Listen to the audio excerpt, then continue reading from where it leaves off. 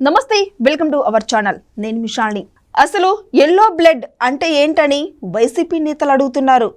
అది తెలుసుకోపోయే ముందు మనతో పాటు స్టూడియోలో ఉన్నారు పొలిటికల్ అనలిస్ట్ శ్రీలీల గారు ఉన్నారు. వారిని అడిగి కొన్ని విషయాలు మనం తెలుసుకుందాం. నమస్కారం మేడం. నమస్తే అమ్మా. మేడం, అసలు ఎల్లో బ్లడ్ అంటే ఏంటని వైసీపీ నేతలు అడుగుతున్నారు. దీని మీద మీ స్పందన ఏంటి మేడం? తెలుగుదేశం పార్టీ అంటే పసుపు రంగు సంకేతం, కానీ బ్లడ్ ఎవరికైనా ఎర్రగా ఉంటుంది. ప్రతి ఒక్కరి బాడీలో ఒక 5 లీటర్స్, దాంట్లో 70% వాటర్ ఉంటుంది. కానీ ఎల్లో బ్లడ్ అంటే 70% వాటరు ఉన్న ఆ రక్తం ఉందో ఆ నీరు కన్నీరుగా మారి 2019 నుంచి 24 వరకు ఏదైతే వాళ్ళు 2019 నుంచి 24 వరకు వాళ్ళ ప్రభుత్వం ఉందో అందరూ కార్యకర్తలు అందరూ కూడా ఎంత దుఃఖానికి వాళ్ళు గురయ్యి, ఎన్ని ఇబ్బందులకు వాళ్ళు గురయ్యి, ఏ విధంగా బాధపడ్డారు అన్నదానికి వాళ్ళ బ్లడ్ ఎర్రగా ఉండాల్సింది ఎల్లోగా మారింది. ఆ కన్నీరు 70% నీరు కన్నీరుగా మారి ఆ ఉప్పెనకి, ఏదైతే ఉప్పని కన్నీరు ఉప్పెనకి కొట్టుకుపోయాడు జగన్మోహన్ రెడ్డి, 11కు పరిమితం అయ్యాడు. అదే ఎల్లో బ్లడ్. ఎంతమంది ఉసురు తగలకుండా ఉంటుందా జగన్ రెడ్డికి? ఎంతమంది తల్లిదండ్రులకి పుత్రశోకాన్ని మిగిల్చాడు? భార్యకి భర్తని, భర్తనికి భార్యని, తల్లికి బిడ్డని, బిడ్డకి తల్లిని లేకుండా చేసిన జగన్మోహన్ రెడ్డి 2019 నుంచి 24 వరకు ఒక రాక్షస పరిపాలన చేసిన ఒక రాక్షసుడు జగన్మోహన్ రెడ్డి. ఈ రోజున జెట్లెస్ కేటగిరీ కావాలంటున్నాడు. సెక్యూరిటీ ఎక్కడి నుంచి వస్తుంది నీకు? జెట్లెస్ సెక్యూరిటీ కన్నా జైలు సెక్యూరిటీ చాలా బాగుండిద్ది అని అంటున్నారు అందరూ. ఆ జైలు సెక్యూరిటీ తీసుకుంటే అతను చేసిన అరాచకాలకి, అన్యాయాలకి సరైన సెక్యూరిటీ జైల్లో దొరుకుతుంది. జెట్లెస్ సెక్యూరిటీ కాదు, జగన్మోహన్ రెడ్డికి కావాల్సింది జైలు సెక్యూరిటీ. ఇది వాళ్ళు చేసింది. ఈ రోజు కూడా జగన్మోహన్ రెడ్డి అండుకో పేర్ని నాని, కొడాలి నాని, వల్లభనేని వంశీకి శిక్ష పడటానికి రెడీగా ఉన్నాడు జైల్లో. పాపం పండింది, వీళ్ళందరి పాపం పండటానికి రెడీగా ఉంది. నోటికి ఏ మాట వస్తే ఆ మాట. పోలీసులను కూడా 2019లో చూసాము వీళ్ళ మాటలు, వీళ్ళ చేష్టలు రాష్ట్రాన్ని రావణ కాష్టంగా మార్చారు. ఈ రోజున మళ్ళీ అదే జగన్మోహన్ రెడ్డి వచ్చి ఏమని మాట్లాడుతున్నాడు? పోలీసుల్ని బట్టలోడదీసి కొడతాను, సప్త సముద్రాలు అవతలున్నా కూడా తీసుకొస్తాడట. ఎందుకు? నీకు మళ్ళీ అదే పోలీసుల్ని ఈ రోజున సెక్యూరిటీ అడుగుతున్నాడు. అసలు ఇతను ఒక జైల్లో 16 సంవత్సరాలు జైలు శిక్ష అనుభవించి బెయిల్ మీద 12 సంవత్సరాలుగా తిరుగుతున్న ఒక ఖైదీ అసలు ఇంకో ఖైదీని కలవటానికి ఎందుకు పర్మిషన్ ఇస్తున్నాయి కోర్టులు, పోలీసులు, వీళ్ళందరూ కూడా? ఇది ఫస్ట్ ఆలోచించాలి ప్రతి ఒక్కరు కూడా. కూటమి ప్రభుత్వంలో కూడా అందరూ జగన్మోహన్ రెడ్డి అని ఒక రాక్షసత్వం అతను ఉన్నాడు, రాక్షసుడు, అతన్ని బయటికి రానివ్వకూడదు. చూసాం అరాచకాలన్నీ కూడా ఎన్నో చేశారు. ఒక టీడీపీకి చెందిన ఒక లేడీ నీళ్లు పట్టుకోవడానికి వస్తే ట్రాక్టర్తో తొక్కిచ్చి చంపారు. ఎన్నో అట్లాంటివి. అసలు రాజకీయానికి సంబంధమే లేని వ్యక్తి దళితుడైన డాక్టర్ సుధాకర్ని అన్యాయంగా పిచ్చుడని ముద్ర వేసి ఆయన చంపేశారు. అలా ఎంతోమందిని ఉసురు పెట్టిన ఈ జగన్మోహన్ రెడ్డి అండ్ కోకి వాళ్ళందరి పాపం తగలకుండా ఉంటుందంటే ఖచ్చితంగా తగిలి తీరుతుంది. ఆ రోజున ఏమయ్యాయి? ఇప్పుడు ఈ రోజు వీళ్ళ భార్యలు వచ్చి బయటకు వచ్చి మాట్లాడుతున్నారు. వల్లభనేని వంశీ వాళ్ళ భార్య మాట్లాడుతుంది, మా ఆయన్ని చాలా ఇబ్బంది పెడుతున్నారని. ఏమ్మా, 74 సంవత్సరాల వయసున్న చంద్రబాబు నాయుడు గారిని అక్రమ అరెస్ట్ చేసి అసలు ఏం కేసు ఏంటి అక్కడ ఈ రోజుకు కూడా నిరూపించలేని వీళ్ళు ఈ రోజున నీ భర్తకు నువ్వు చెప్పుకోలేకపోయావు. అప్పుడు మరి అవును చేసేటప్పుడు ఎంతమంది పుట్టుకల గురించి మాట్లాడాడు ఈ వల్లభనేని వంశీ? ఏ విధంగా మాట్లాడాడు? నోటికి ఏ మాట వస్తే ఆ మాట. అసలు అది నోరా లేకపోతే మురుగుంట అన్నట్లు మాట్లాడాడు. కొడాలి నాని దానికి తోడు. నిన్న కూడా సిగ్గు లేకుండా మాట్లాడుతున్నాడు పేర్ని నాని. పక్కన ఒక స్త్రీ ఉంది, గౌరవంగా మాట్లాడాలి, మనం గౌరవంగా మాట్లాడితేనే వాళ్ళకి గౌరవం లేదు, గౌరవంగా మాట్లాడటం చేత కాదు. వాళ్ళు ఎంతసేపటికి రోమాలు, వెంట్రుకలు ఇవే మాట్లాడతారు.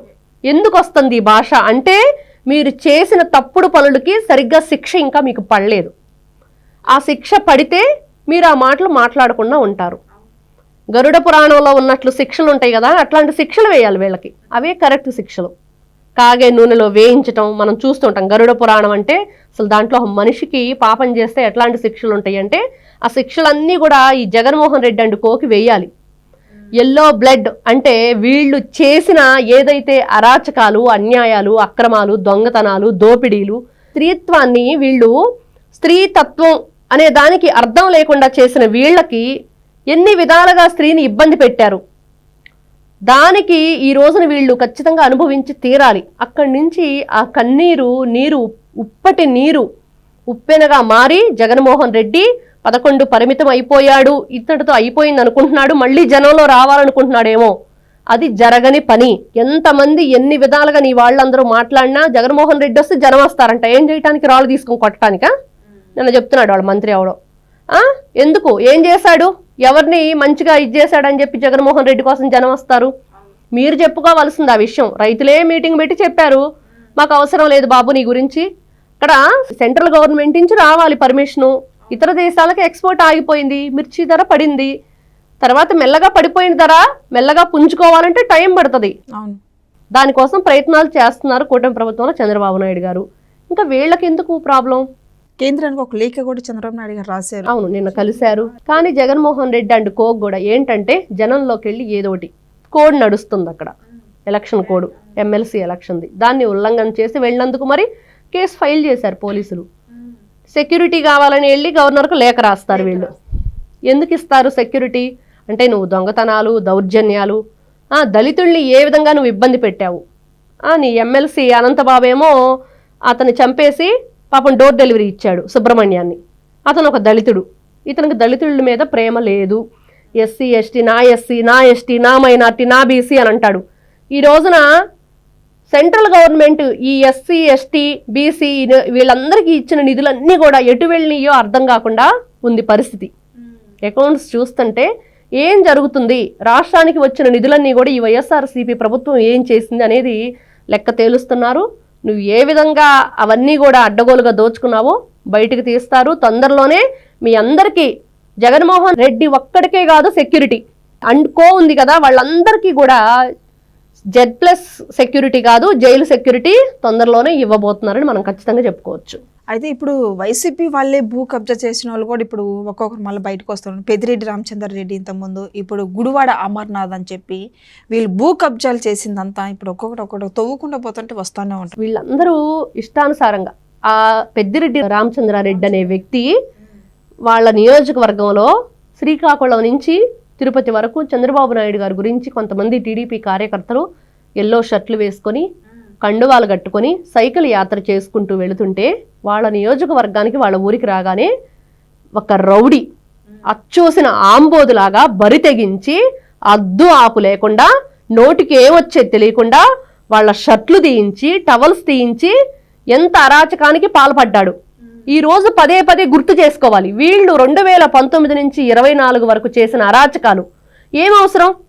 ఈ 8 నెలలు 9 నెలలు కూటమి ప్రభుత్వం అధికారంలోకి వచ్చాక ఎవరినైనా ఏమైనా అన్నారా? చంద్రబాబు నాయుడు గారు అలాంటి ఆయన క్రమశిక్షణ క్రమబద్ధత అలా ఉంటుంది.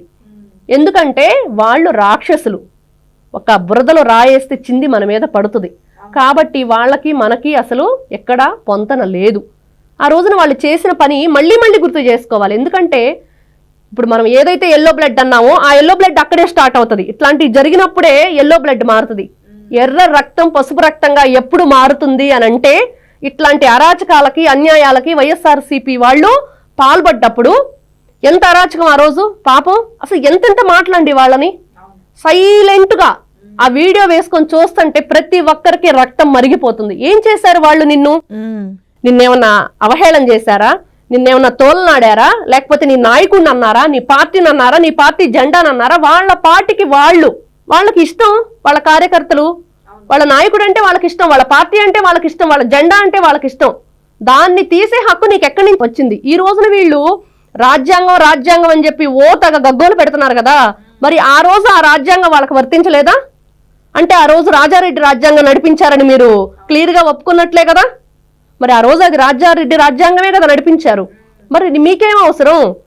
ఏంట్రా ఇక్కడికి వచ్చి మీరు తీయండ్రా, ఎల్లో టవల్స్ ఉండటానికి వీల్లేదు, షర్ట్లు ఇప్పించారు. పాపం వాళ్ళు మాట్లాడకుండా తీసారు. ఆ సౌమ్యం ఎక్కడి నుంచి వచ్చింది? చంద్రబాబు నాయుడు గారి డిసిప్లిన్ అదంతా. వీళ్ళకి మళ్ళీ ఎన్ని జన్మలు కాదు కదా, ఎన్నెన్ని జన్మలు ఎత్తినా కూడా అట్లాంటి క్రమశిక్షణ కానీ అట్లాంటి మంచితనం కానీ మర్యాద కానీ వీళ్ళకి రాదు జగన్మోహన్ రెడ్డి అండ్ కోకి. సొంత తల్లికి చెల్లికి బాబాయ్ కూతురికే న్యాయం చేయలేనివి నువ్వు ఈ రోజున రాష్ట్రానికి ఏం న్యాయం చేస్తావు? రాష్ట్ర ప్రజలకు ఏం న్యాయం చేస్తావు? ఎన్నిసార్లు మభ్య పెడతావు? ఎన్నిసార్లు మోసం చేస్తావు? నువ్వు బెయిల్ మీద ఉన్న ఒక జైలు ఖైదీవి. నువ్వు ఫస్ట్ నీ బ్రతుకేంటి, నువ్వేంటి, నువ్వు చేసిన దోపిడీ ఏంటి, దౌర్జన్యం ఏంటి, అది కదా కావాలి నీకు. ఇంక Z+ కేటగిరీ ఎందుకు ఇవ్వాలి? ఇది ఈరోజు ప్రతి ఒక్కరూ రాష్ట్ర ప్రజలందరూ కూడా అడుగుతున్నారు, ఆలోచిస్తున్నారు. చంద్రబాబు నాయుడు గారి వైపే వాళ్ళు అడుగులు వేస్తున్నారు. ఇదైతే మనం ఖచ్చితంగా చెప్పుకోవచ్చు. Thank you madam. నమస్తే.